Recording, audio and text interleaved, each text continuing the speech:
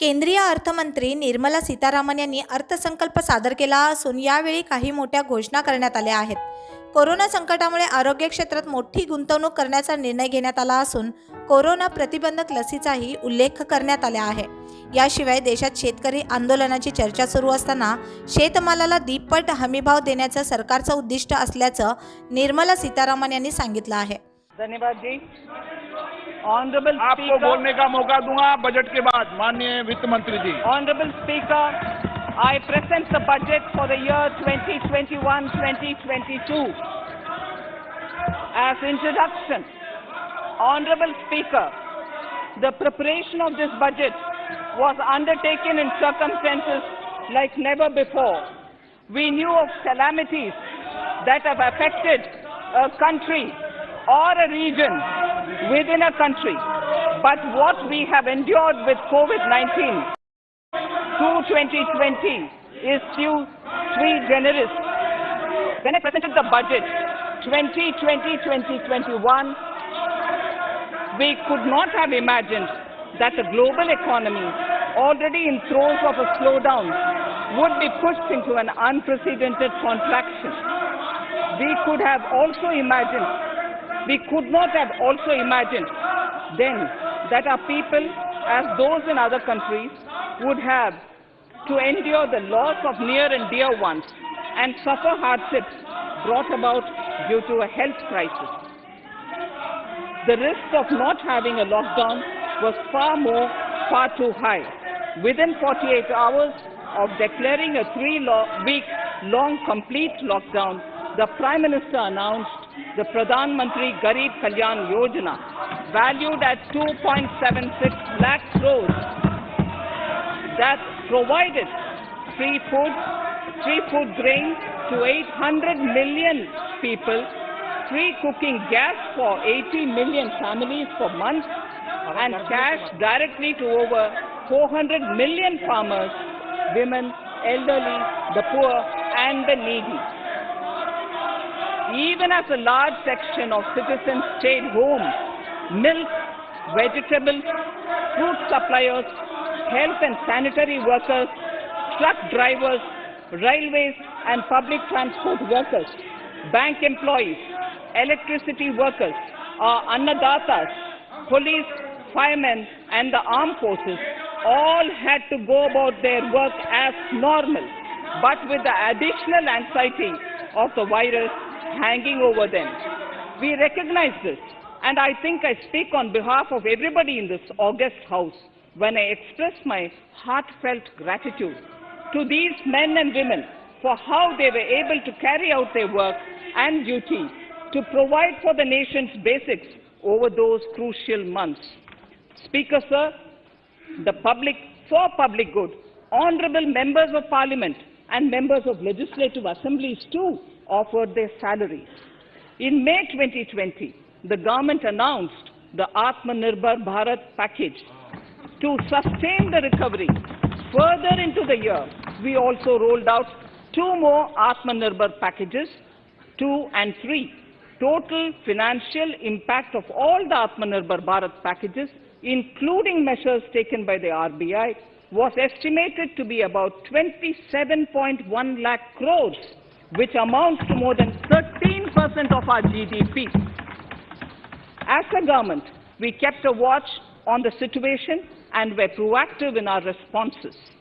The government, led by the Prime Minister, stretched its resources to deliver for most vulnerable sections of our society, the poorest of the poor, the Dalits, the tribals, the elderly, the migrant workers, and our children.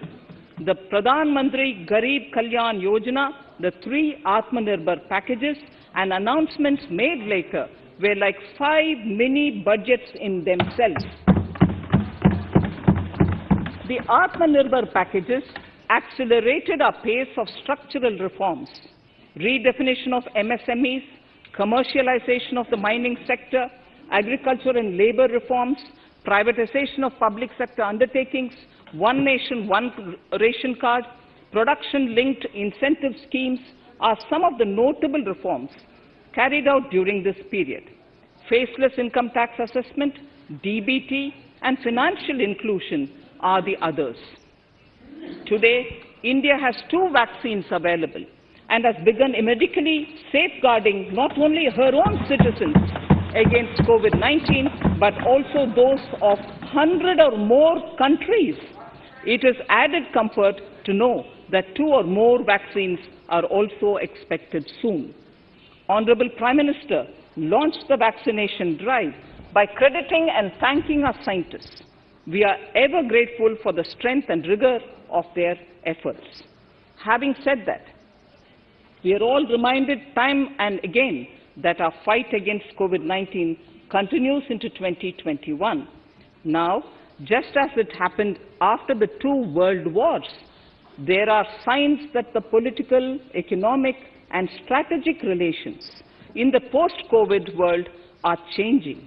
This moment in history is the dawn of a new era, one in which India is well poised to truly be the land of promise and hope.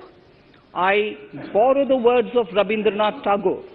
Faith is the bird that feels the light and sings when the dawn is still dark.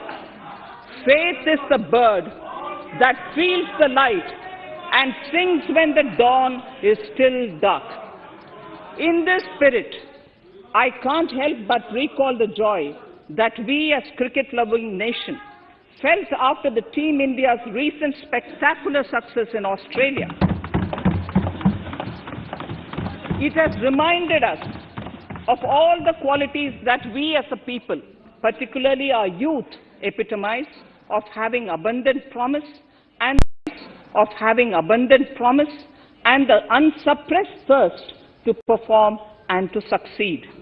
Today, data shows that India now has one of the lowest death rate of 112 per million population and one of the lowest active cases of about 130 per million.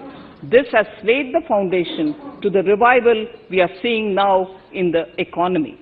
This budget will be the first of this new decade. This budget will also be a digital budget, and that has happened with all your support. So far, only 3 times has a budget followed a contraction in the economy. All such contractions earlier were as a result of situations typical to India. This time, the contraction in our economy is due to a global pandemic, just like in several other countries. Having said that, I want to confidently state that our government is fully prepared to support and facilitate the economy's reset. This budget provides every opportunity for our economy to raise and capture the pace that it needs for a sustainable growth. 2021 is the year of many important milestones for our history. I mention a few of these.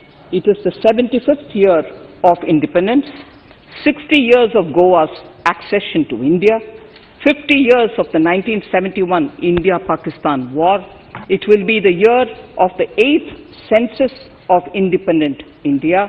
It will also be India's turn at the BRICS presidency, the year for our Chandrayaan-3 mission, and the Haridwar Mahakumbh.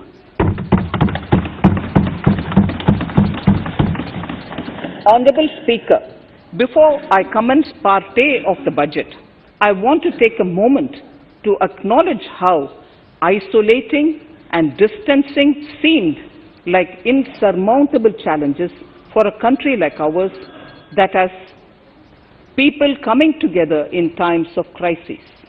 It hurts us in many ways. It hurt us in many ways. I bow my head in respect to every citizen for the endurance shown in facing what was an undeniably a tough year for all our physical and mental well-being. Part A. In Part A, I wish to lay a vision for Atmanirbhar Bharat. Atmanirbhar Bharat or Atmanirbharta is not a new idea. Ancient India was largely self-reliant and equally a business epicenter of the world.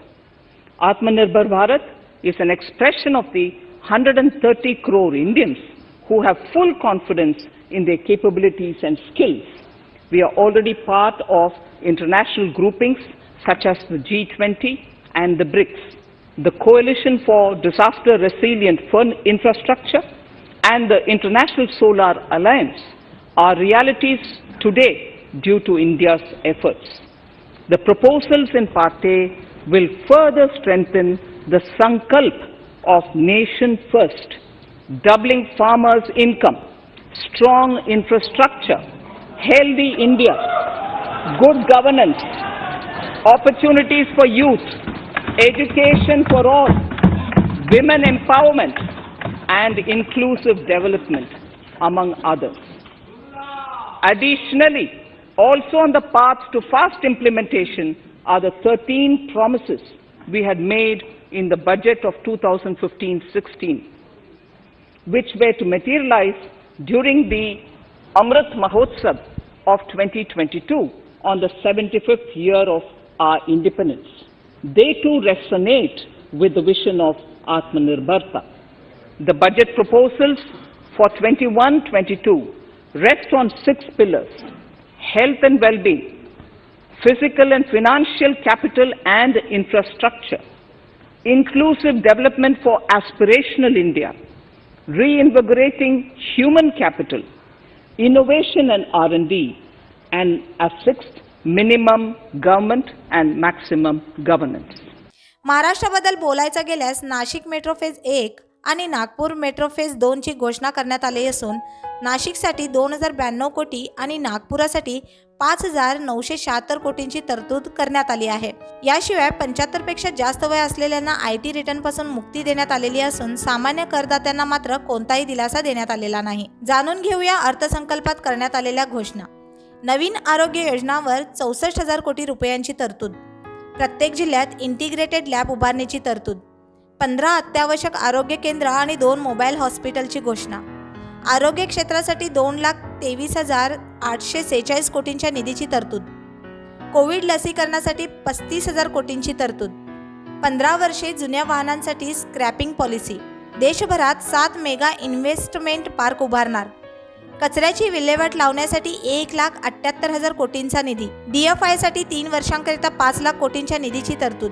दुसऱ्या आणि तिसऱ्या श्रेणीच्या शहरात gas पाईपलाईनचा विस्तार करणार. कापड उद्योगासाठी आवश्यक सर्व सुविधांसह येत्या 3 वर्षात 7 टेक्स्टाईल पार्कची निर्मिती. रस्ते विभागासाठी 1,18,000 कोटींचा निधी. मुंबई कन्याकुमारी महामार्गासाठी 64,000 कोटींची तरतूद. 2030 पर्यंत हायटेक रेल्वेचं लक्ष डोळ्यासमोर. रेल्वेसाठी 1,10,055 कोटींच्या निधीची तरतूद. 2030 पर्यंत राष्ट्रीय रेल्वे योजना राबवणार. गरज पडल्यास सरकार योजना लसीकरणासाठी आणखी निधी मंजूर करणार. सार्वजनिक वाहतुकीतल्या बसेसची सुधारणा करण्यासाठी 18,000 कोटी. नाशिक मेट्रो फेज 1 आणि नागपूर मेट्रो फेज 2 ची घोषणा. विमा क्षेत्रात विदेशी गुंतवणूक मर्यादा 49 वरून 74%वर. सरकारी बँकांसाठी 20,000 कोटी रुपयांची तरतूद. यावर्षी LIC कंपनीचा IPO बाजारात येणार. मोठ्या कंपन्यांच्या निर्गुंतवणुकीमधून 1,75,000 कोटींचा निधी उभारणार. शेतमालाला दुप्पट हमीभाव देण्याचं सरकारचं उद्दिष्ट. गहू उत्पादकांना 75,060 कोटींच्या मदतीकरिता तरतूद. पश्चिम बंगालमध्ये कोलकाता सिलिगुडी राष्ट्रीय महामार्गाची घोषणा. 16.5 लाख कोटी कृषी कर्ज वाटप करण्याचं उद्दिष्ट. 100 नवीन सैनिक स्कूलची घोषणा. 1,000 कृषी बाजारपेठा ऑनलाईन यंत्रणेशी जोडणार. असंघटित मजुरांसाठी ऑनलाईन पोर्टल निर्माण करणार. सर्व क्षेत्रात सर्व पदावर महिलांना नोकरी करता यावी म्हणून प्रयत्न. आदिवासी भागात 750 एकलव्य शाळा उभारणार. पंतप्रधान आत्मनिर्भर योजनेसाठी 64,000 कोटींची तरतूद. लहान सिंचन प्रकल्पांसाठी 5,000 कोटींची तरतूद. गगनयान मिशन डिसेंबर महिन्यात सुरू करणार. 5 वर्षात सागर मिशन अंतर्गत अभूतपूर्व संशोधनाचं लक्ष. डिजिटल जनगणनेसाठी 3,000 कोटींपेक्षा जास्त तरतूद. समुद्र संशोधन करण्यासाठी 4,000 कोटींची तरतूद.